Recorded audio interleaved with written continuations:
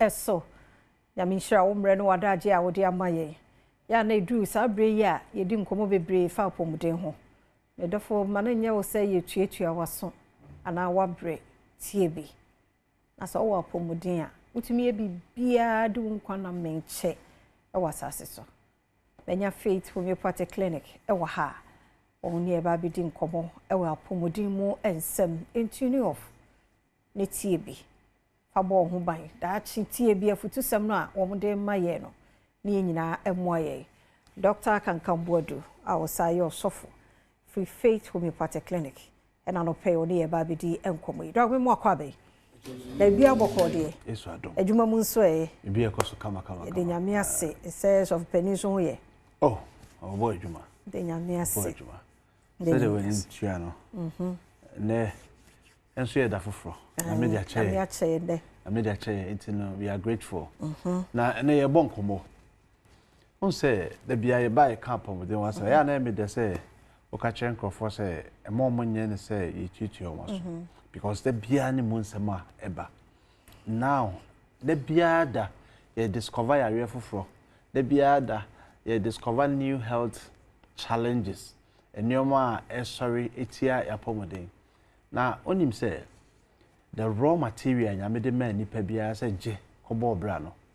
enye 24 hours nko a a good health apomode mapa say when good health o 24 hours ntimi fanya hwe as a matter of fact o hwe bible mukra o hwe the gospels na the three books no yes synoptics o hwe Matthew, Mark, Luke and John yes one na ben yesu pa yesu kra bi wo do maame eja na ka say oba won ani nanso so obani now on say according to 3 John 2 John now no or try about the deity of Christ how you soon money no oh say on them one say na pomode ehia pa John because say beloved I wish above all things that you will prosper and be in good health even as your soul prospers it's the prosperity of the soul to say without the prosperity of the body no the soul cannot function into emfa ho ne talent adoma chede a wo nimdi a wo se wo nya pomodin a ontimi fanya adwuma in fact you need a healthy body in order for you to function into se obetimi nya pomodin a eno na be boa ama wadom ne onimde de wakosku akosu anya obetimi de aye adwuma yi eno nti Faith Homeopathic Clinic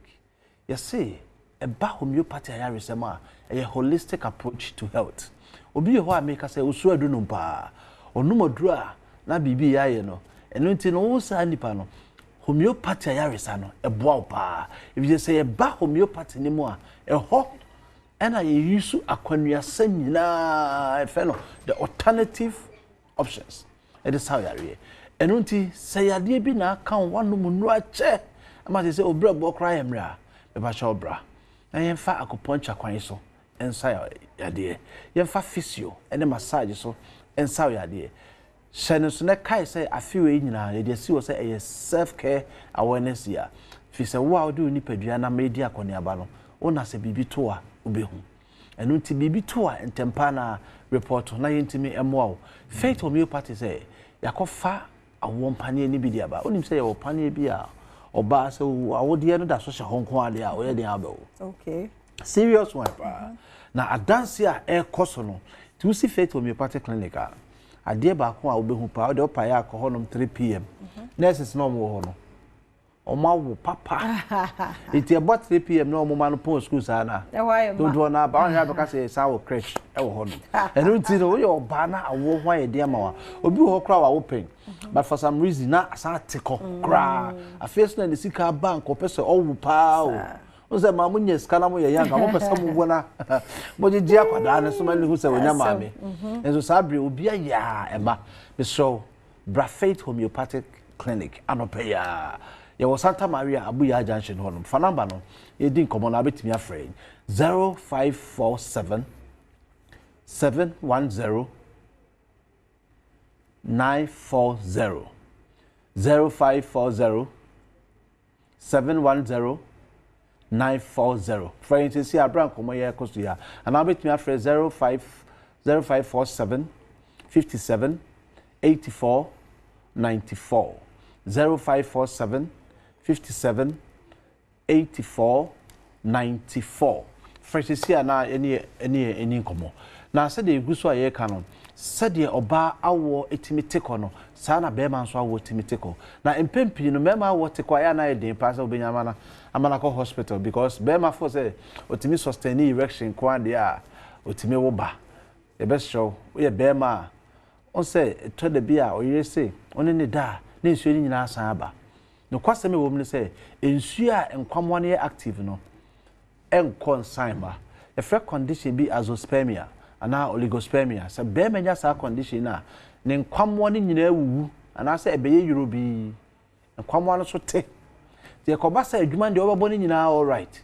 but tutuo no ba be good entuom emfa ba bia emba enjoyment na keke na wo enjoy but emu japade se ba no de bema untimi nya eno na deceive mema bebre obema na yira ko hospital sa no de onko bi be show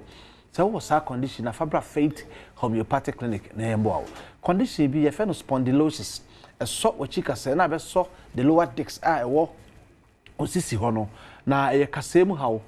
bi osteopenia osteoporosis osteoarthritis any arthritis na mu sa weda we ye wo mu no enkofo de akeka wo ho papa na we na maami bi owo Germany or nya arthritis pa me no ntino ya retire prematurely because na fe ontimi movie kra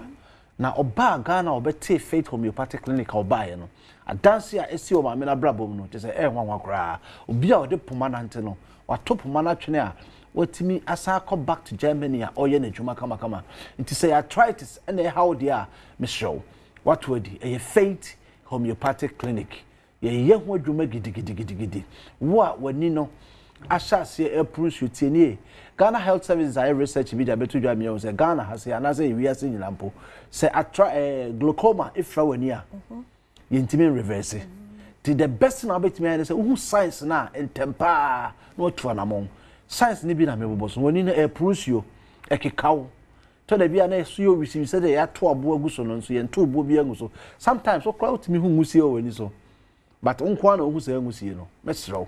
Fabra Faith Homeopathic Clinic. And you find alternative ways. And say ni ya de abra unfa dro bia nso so. Obi ho de dro so na ni so saa ama akokum aniboa no. Ye be sro hu a mo trim koto dro bia emfa nkoso so wani ni so. Fabra Faith Homeopathic Clinic. Na ye checke, na ye wash ani ni so ma. Na ye ma wonura wo be no makọ widiem na akoye adwuma e wani ni so. Na enkofa side effect bia ensan emre obi aduro de so nani so no eno na efa nani no mesro bema won so oda aduro bi so na say who says the side effect of enron bebre na no itimi kumu bema bia de aduro bi so ama side effect na kokuni bema enei chese na dress no pie kura na adane areho cause onim so de adwuma na ekọ baabi enso enko baabi ya wa udwa na ekọ no abedi abenu adwane ama wadi but enam so ntimi nya adwuma ni ntino eye so oba na de ko Fabra Faith Homeopathic Clinic na ye mo ye wonro ene ye wonfidie ye gemra hwe enya afodizia na de ma o ye ma onro a ebetu ase na ma won akasa wa gain wo natural strength na wo de aba wodwuma anya hwe kra no de ode be ma wo ye ni agede obetimi aye eno nti mesho say Fabra Faith Homeopathic Clinic na ye ntumi emwa na ye detox enso so because you say liver as an organ no the dwumadi a odi say o detoxify no because of hepatitis B increase organ pa they say hepatitis B abeye one of the diseases are contribute to cancers chese obi benya liver cancer hepatitis B ye kan cause so na ye kan ho bi pa enu nti no oba Faith Homeopathic Clinic ye boa a check the state of your liver ama wo hu se bibi na develop a eba ntema na ya so ano na ya pe ne pomasibre entina ho ebre wo mu no 21st century self care ne dekọ enye creative no nko na emom preventive health system wo tina ho ma ya rede betocho na ss organs na eya na ne ka no kana kakra enu nti ba bia wo bia no Fabra Faith Homeopathic Clinic ye wo Santa Maria Abuya Junction ya ba bia wo bia fa number no ne frɛ so wo kumase a ko ahene makokobin 18 mo honoma takwade Dr. Boaten